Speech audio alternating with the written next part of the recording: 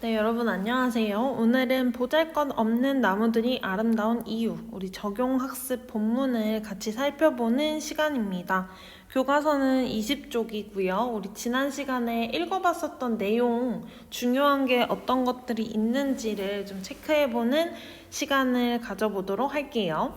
자, 20쪽을 보시면 맨 위에 그때 선생님이랑 한번 봤었긴 했는데 이 글은 수필이라고 했고, 수필이라는 것은 글쓴이의 생각을 담고 있는 글이다 라고 이야기를 했었죠. 다른 말로는 에세이라고도 하고, 서점이나 이런 데 가서 보면 이제 뭐 작가의 생각을 주로 담고 있는 어떤 여행 산문집이라든지 아니면 자기계발서 이런 것들이 이제 수필에 속하는 경우가 많고요.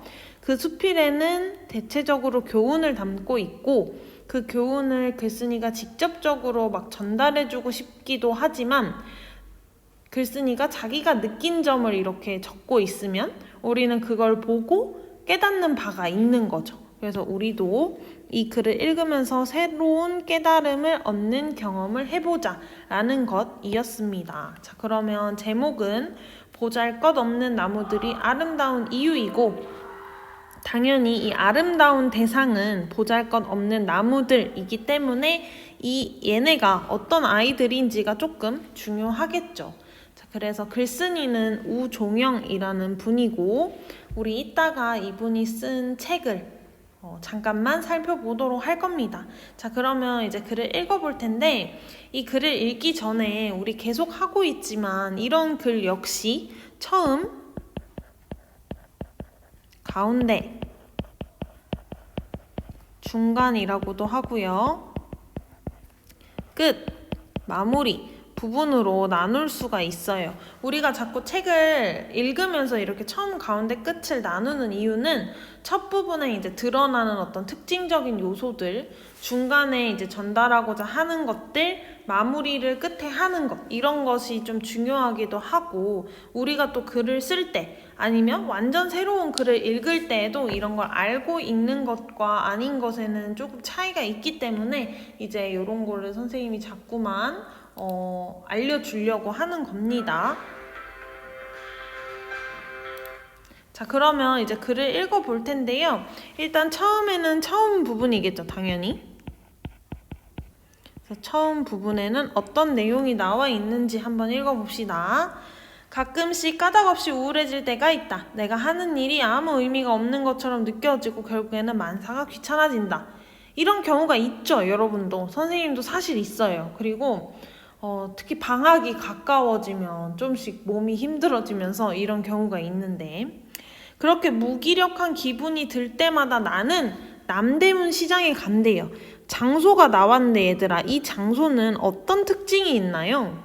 이 장소의 특징은 뭔가 시장이니까 시장이기도 하고 뭔가 우리 뒤에 읽어봐서 이미 알 것 같은데 이 장소는 삶의 활력이 넘치는 곳이에요. 삶의 활력이 넘치는 곳. 그러면 어떻게 활력이 넘치냐 하면 그거에 대한 설명이 바로 다음 문단에 나와 있네요.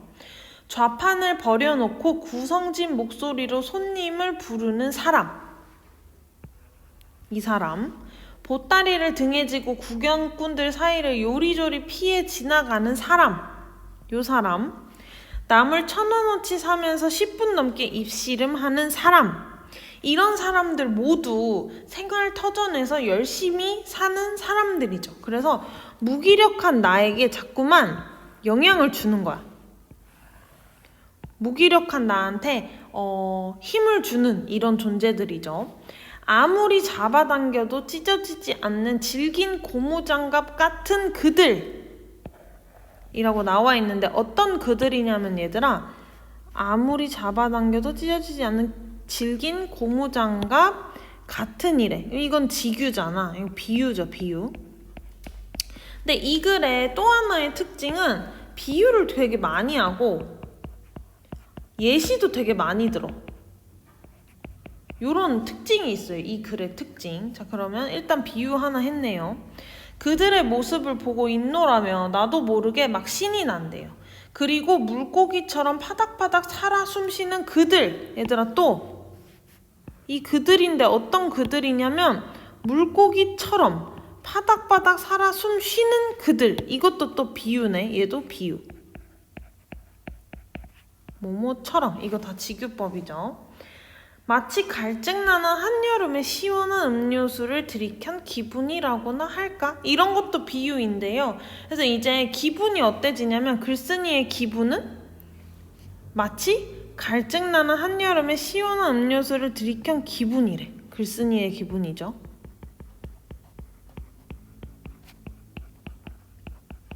그래서 여기까지 이제 처음 부분을 좀 요약을 하자면 나는 무기력해져. 무기력. 그럴 때가 있지. 그러면 남대문 야시장에 가.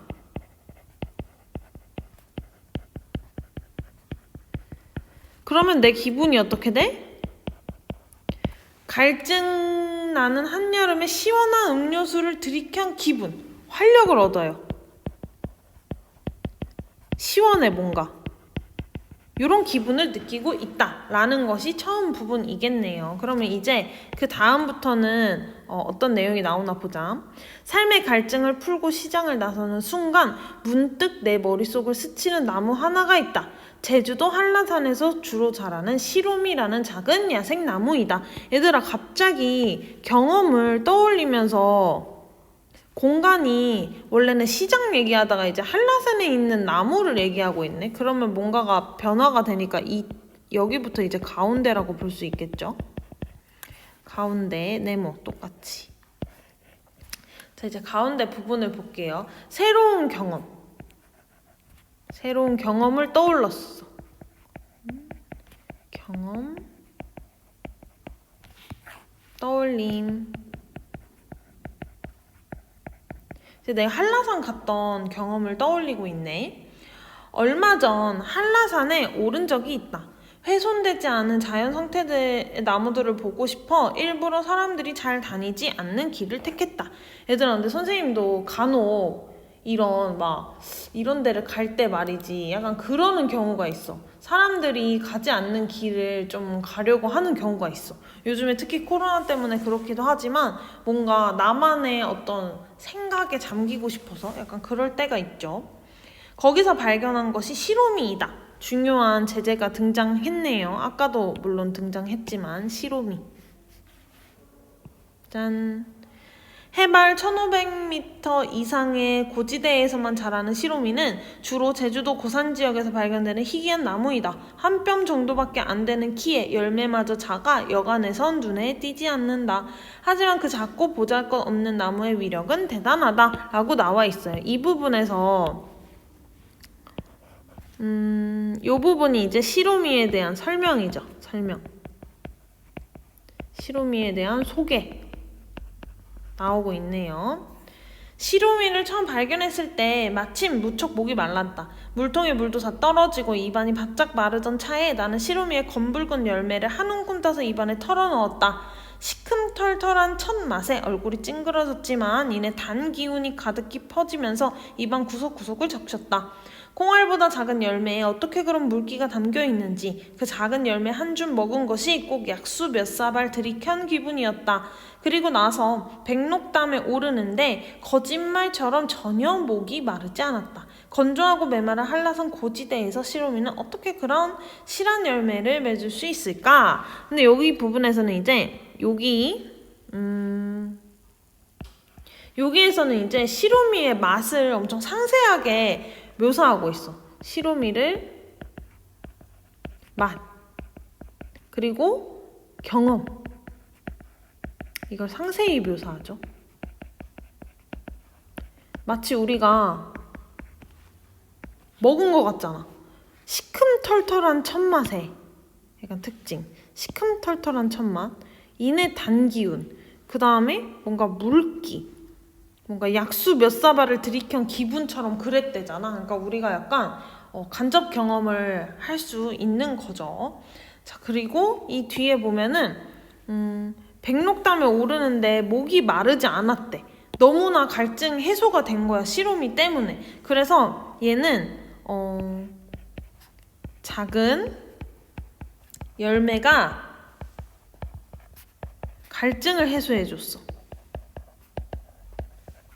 그래서 시로미의 위력이, 힘이 대단해 라고 느낀 거지. 내가 엄청 얘가 작은데 너무 거짓말처럼 갈증이 해소됐잖아. 그래서 정말 대단해 라고 생각하게 된 경험이죠. 넘어가 볼게요. 여기 이제 우리 그때도 봤지만 시로미의 사진이 나와 있네요.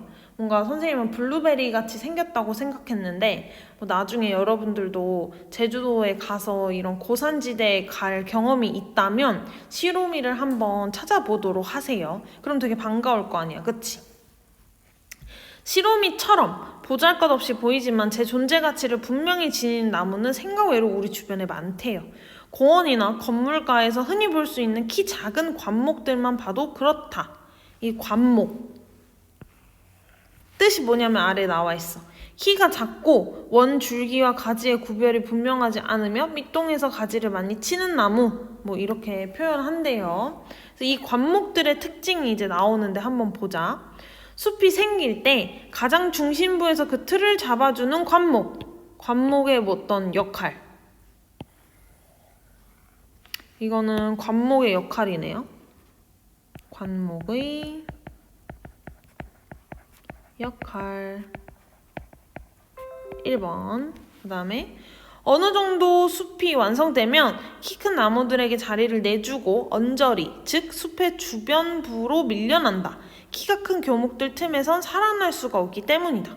그러나 언저리에 자리 잡은 관목들은 숲 주변부로 자기들을 밀어낸 교목들을 보호해준다. 너무 착하지 않아? 밀려났는데 보호까지 해준대. 이 볼품없는 관목들이 여기 또 나오네요.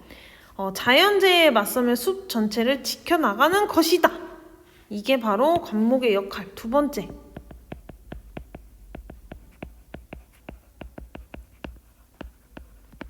관목 아주 좋은 역할들을 하네. 그치? 이 덕분에 숲은 보다 다양한 종이 어우러져 건강한 모습을 이뤄간다. 어디 그뿐이라 불모지가 된 땅을, 불모지라는 건 아래도 나와 있지만 뭔가 식물이 자라지 못하게 거칠고 메말라진 그런 땅, 이런 불모지가 된 땅을 다시 푸르게 만드는 것 역시 보잘것없는 작은 나무와 풀들이다.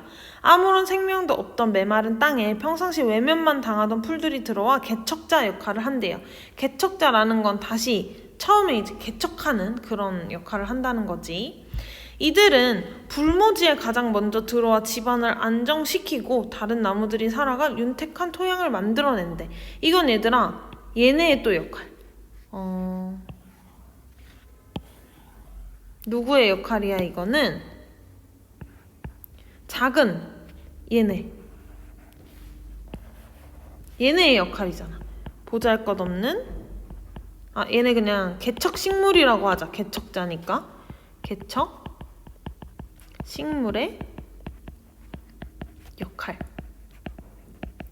흔히 잡풀 취급을 하는 쑥 종류 여기 나와 있네요. 쑥이나 억새, 고사리 이런 개척식물이래요. 그럼 여기 고사리 나와 있잖아. 이 고사리는 개척식물. 그치? 아래 또 계속 읽어볼게요. 산불로 폐허가 된 땅의 첫 방문자 역시 마찬가지다. 길이도 짧고 몸통도 얇아 기껏해야 울타리나 빗자루 정도로밖에 사용되지 못하는 쌀이나무는 불난 자리를 녹화해주는 역할을 한대. 쌀이나무의 역할. 불난 자리를 녹화해주는 주역이래. 얘는 쌀이나무의 역할.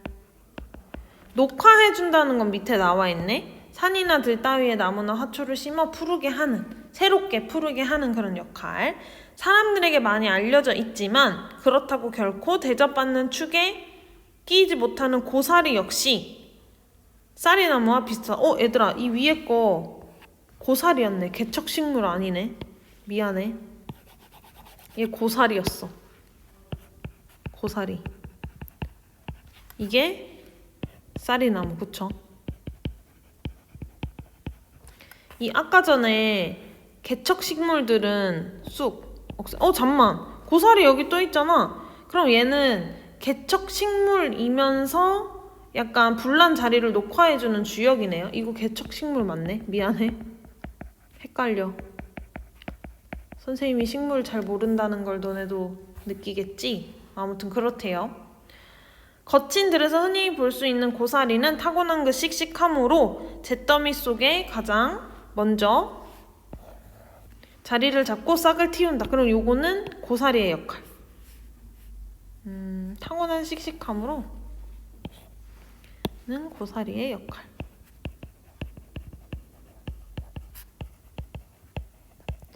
여기에 많은 것들이 나왔어. 일단 관목의 역할 나왔고, 관목.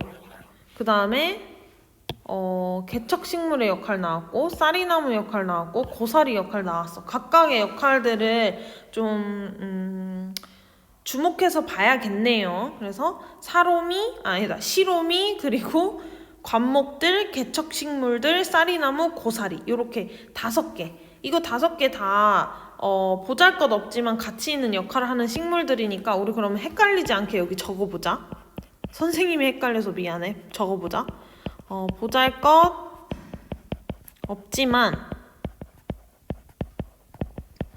가치 있는 역할을 하는 식물들. 이제 헷갈리지 말자. 첫 번째 시로미, 블루베리 같은 애. 얘는 막 과즙 막 나와가지고 갈증을 해소해 준다고 했지. 그 다음에 관목들. 얘는 역할 2개 나왔지. 숲이 생길 때 중심부에서 틀 잡아주고 자연재해에 맞서면서 숲 전체 지켜나가고. 3번째 개척식물들.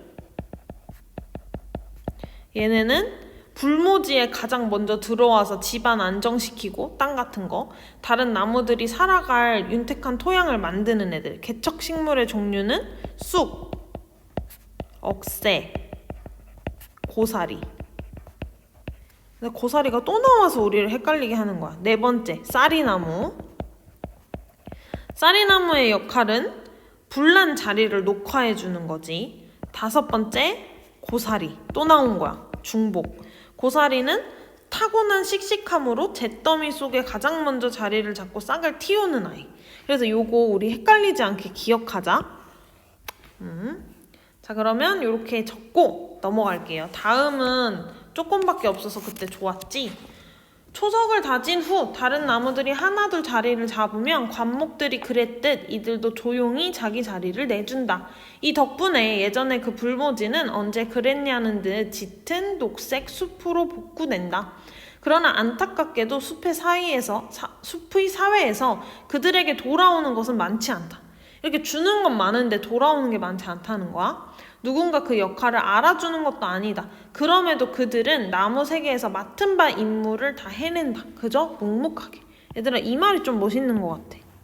누가 알아주는 것도 아니지만 자신의 맡은 바 임무를 해내는 거. 묵묵하게 해내는 거. 이런 거 되게 느낌이 있죠. 자, 다음 페이지 넘어가 볼게요. 하지만 그들은 알고 있다. 자신들이 비록 보잘것 없지만 이걸 안다는 거야. 안다는 것도 조금 속상하네. 나무 세계에서 없어서는 안 될 중요한 존재라는 사실을.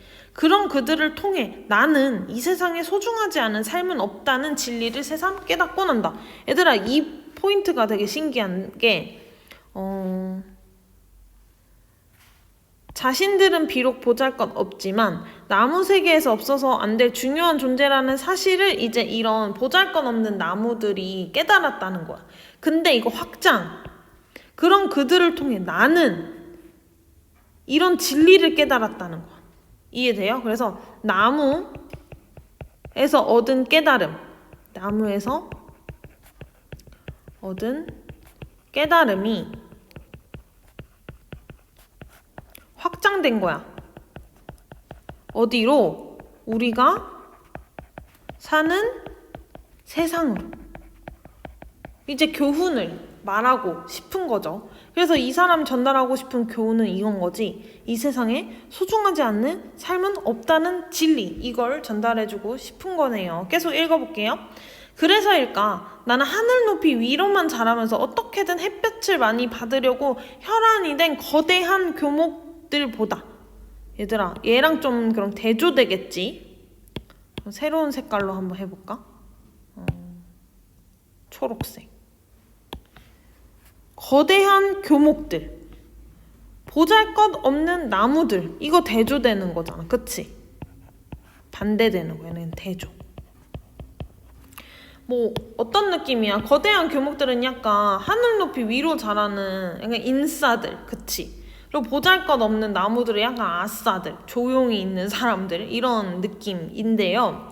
거대한 교목들보다 보잘것없는 나무들이 훨씬 더 값지고 아름답게 느껴진다는 거예요. 어떤 면에서 그러냐면 이 거대한 교목들은 뭔가 남들보다 높이 자라려고 애쓰는 거잖아. 얘네의 특징.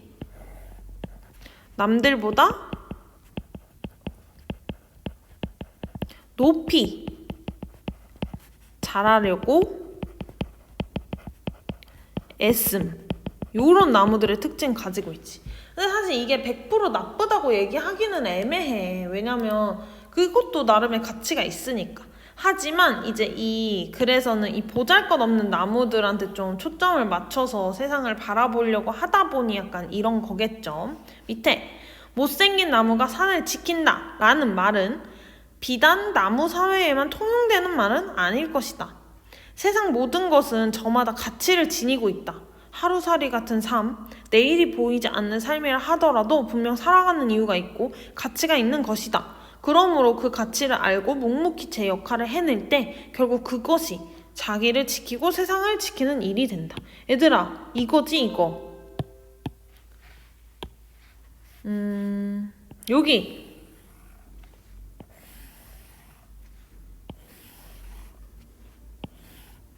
이것이 바로 글쓴이의 깨달음이야.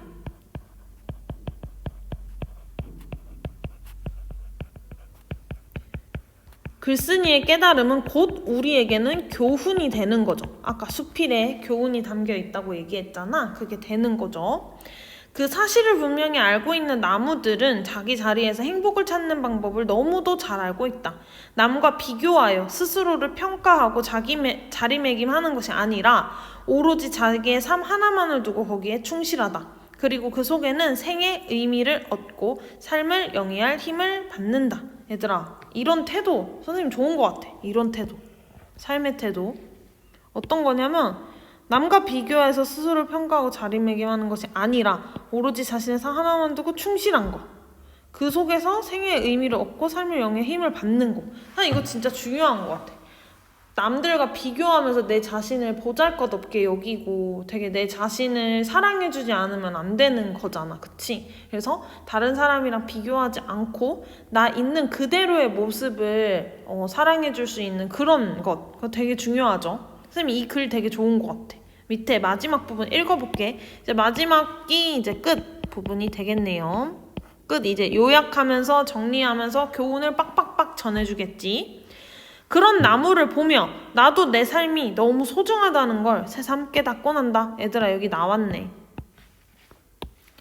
나도 내 삶이 소중한가 한다. 얘들아 이 부분은 이제 드디어 나무에서 아까 우리의 삶에서 나로 온 거야. 그래가지고 이제 나무에서 얻은 깨달음을 자신의 삶에 적용하죠. 나무에서 얻은 깨달음을 자신의 삶에 적용하죠. 비록 남들 보기엔 하찮고 평범한 삶일지라도 말이다. 앞으로 나는 그 누구의 삶도 시샘하지 않으면 얘들아 여기 다짐 부분 나오네. 아 너무 하나하나가 다 약간 중요해 보여서 선생님 계속 밑줄 치고 있어.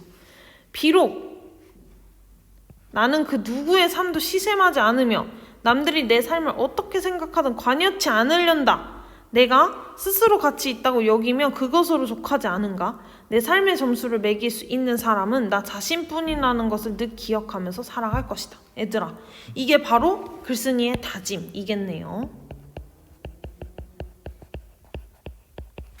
다짐. 우리가 이런 거 좀 배워야 될 것 같아. 그래서 이 마지막 부분에 선생님이 이렇게 형광펜을 덕지덕지 많이 칠한 이유는 뭐야? 이 부분 중요하기도 하고 또 여러분들이 정말 삶을 살아나갈 때 이런 가치관을 가졌으면 좋겠다는 것이에요. 그 선생님의 작은 소망입니다. 자, 그럼 이제 이 글은 우종영이라는 분이 쓴 나는 나무처럼 살고 싶다 라는 책의 일부분이라는데, 그래서 우리 지금 같이 찾아보자. 이거 인터넷 들어가서 같이 찾아보자. 여기서 찾아볼게. 나는 나무처럼 여기 나온다. 이건가 봐. 얘들아 이거 봐봐. 벌써 10만 부나 돌파해가지고 스페셜 에디션까지 나왔나 봐. 그래서 요 나는 나무처럼 살고 싶다 라고 하는 이제 책인데요. 여기 책 소개가 이제 나와 있고 저자 소개도 이렇게 나와 있어요. 그래서 우리 이분은 그냥 숲 해설가이신가 봐. 그치? 그래서 나무에 대해서 되게 많은 걸 담고 있는데 목차를 잠깐 보면 무슨 주목나무, 이팝나무, 소나무 뭐 많이 있지. 그리고 우리가 약간 하는 데는 뭔가 어디 부분일까? 모르겠어. 아, 여기 있다. 보잘것없는 나무들이 아름다운 이유 챕터 3 여기 나와 있네요. 그래서 요 부분인 것 같아요. 그래서 여러분들이 생각이 좀 나거든 이 책을 찾아서 읽어보세요. 읽어보시고 독후감도 써서 내고 선생님한테 이 책 어떤 부분이 좋았다 이런 것도 좀 알려주면 좋겠어. 그래서 우리 오늘은 여기까지 이제 마무리를 할 거고요. 뒤에 학습활동 했잖아 너네, 그치? 그래서 선생님이랑 같이 정리를 한번 했으니까 이 학습활동도 다시 한번 점검하시고 학습활동에 대한 내용 1번 내용 정리, 2번 새롭게 깨닫거나 느낀 점, 이거는 스스로 하는 거니까 이게 더 중요해. 그래서 이 부분, 그리고 이 뒤에 하고 자신이 책 읽기의 가치와 중요성을 드러내는 표 만든 거, 이거 다음 시간에 우리 체크하도록 합시다. 그래서 다음 시간에는 교과서 필기 잘했는지 확인하고 학습활동 또 뽑아가지고 발표하는 거 하자. 그래서 오늘도 고생 많으셨습니다. 다음 시간에 만나요. 안녕.